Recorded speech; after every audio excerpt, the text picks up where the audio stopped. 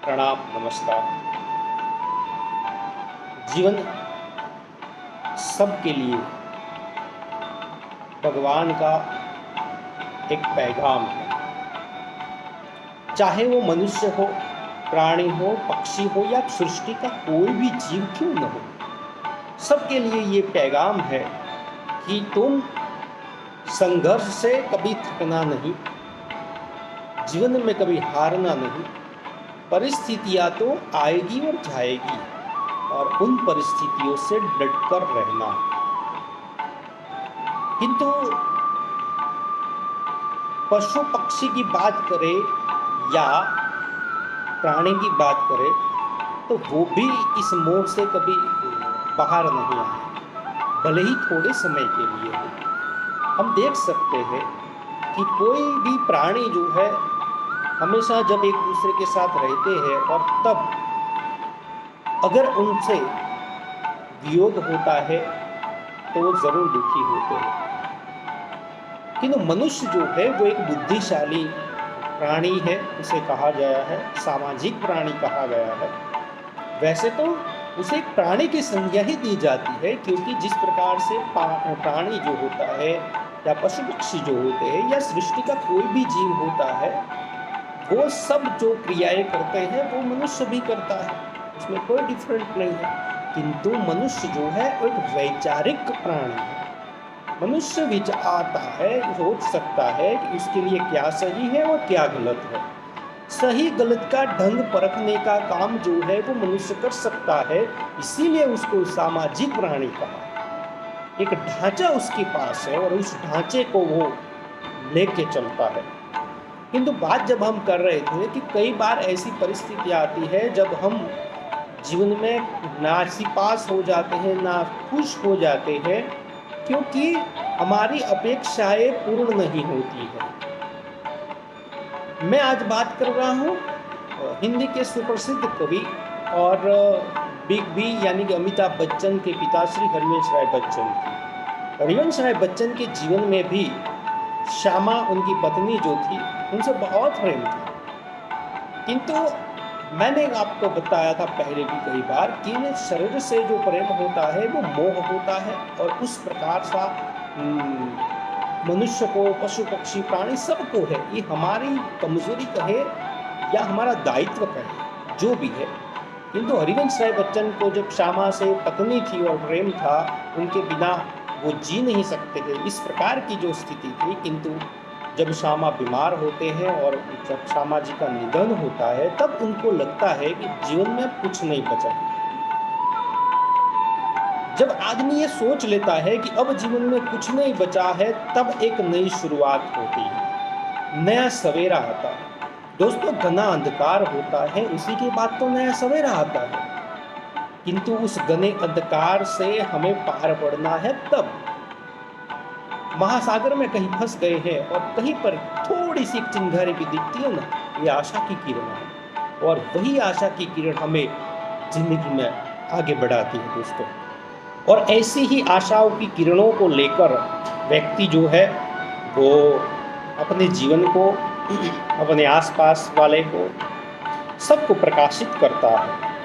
हरिवंश राय बच्चन के जीवन में जब ये श्यामा जी नहीं रही, तब उनको बहुत दुख हुआ। उनको लगा कि अब मेरा जीवन में कुछ भी नहीं है, अब किसके लिए मैं करूँ ये सब। और आप देखिए कि उन्होंने कविता लिखना छोड़ दिया, साहित्य से विमुख हो गए कई साल तक तो। और फिर एक बार फिर वो आए और उनकी कविता आई, जो बीत गई सो बात गई। जो बीत गई सो बात गई, जीवन में एक सितारा था, माना वो बेहद प्यारा था। छूट गया तो छूट गया, अंबर के आनंद को देखो। कितने उसके तारे टूटे, कितने इसके प्यारे छूटे। पर टूटे वो फिर कहाँ मिले, पर बोलो टूटे तारों पर, तब अंबर शोक मनाता है। जो बीत गई सो बात गई।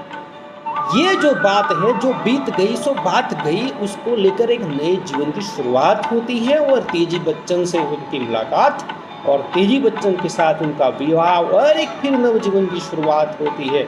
और अगर मान लीजिए कि आप बेटी बच्चन से उनका विवाह नहीं होता है तो आज अमिताभ बच्चन भी हमारे पास नहीं होते। ये भी एक वास्तविकता है। किंतु तब जब उन्होंने ये सोच लिया कि जो बीत गई सो बात है, जो व्यक्ति रहा नहीं है उसकी याद हमेशा हमारे भीतर है। हम मानते हैं कि उसका दुख है किंतु वो नहीं है, तो उसको दुखी मत करें, क्योंकि उसके अलावा भी जीवन बहुत कुछ है।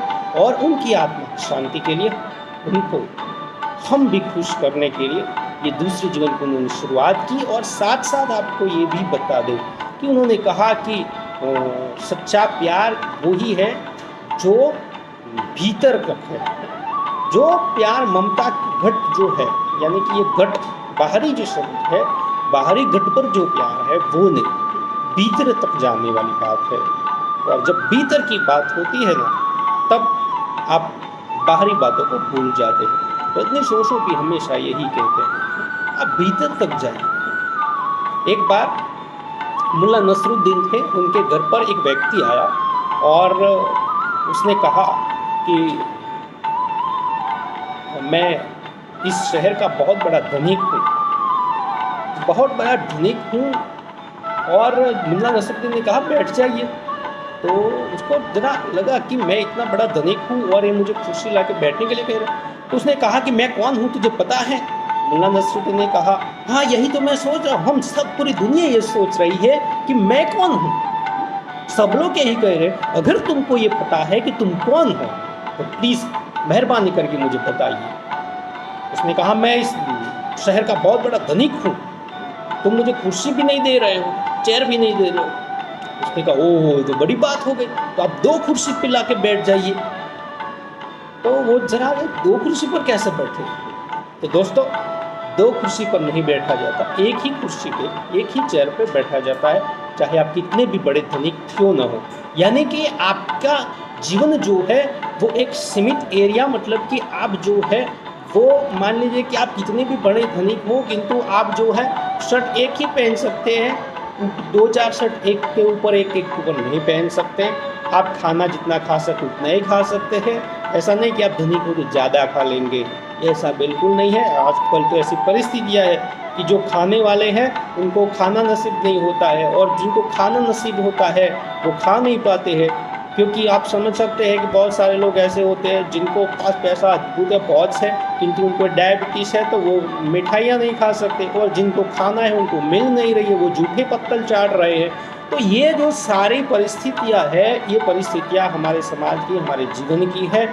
उन परिस्थितियों से भी हमें डट कर लड़ना है और जीवन को एक ऐसे मुकाम पे ले जाना है जहाँ से एक सफलता की शिखर जो है वो दिखे। तो दोस्तों आज की सुबह आपको मुबारक, और आप सब जो है एक नए जीवन की शुरुआत जैसे हर सुबह के दिन करते हैं, उसी प्रकार जब हम सो जाते हैं तो सुबह उठते हैं तभी हम जिंदा है, ये समझ लीजिए। नहीं उठते हैं तब तक कुछ नहीं है। यानी कि आप सो गए, आप ख़त्म हो गए हैं, सुबह उठते हैं, एक नई शुरुआत होती है। तो ऐसी ही नई शुरुआत को लेकर आप अपने छात्र जीवन से या किसी भी व्यक्ति जो हो वो अपने जीवन में सफलता प्राप्त करने के लिए हर सुबह को अपने लक्ष्य को निर्धारित करते हुए उस पर आगे बढ़े। ऐसी शुभकामनाएं। बहुत बहुत धन्यवाद। Thank you. आभार।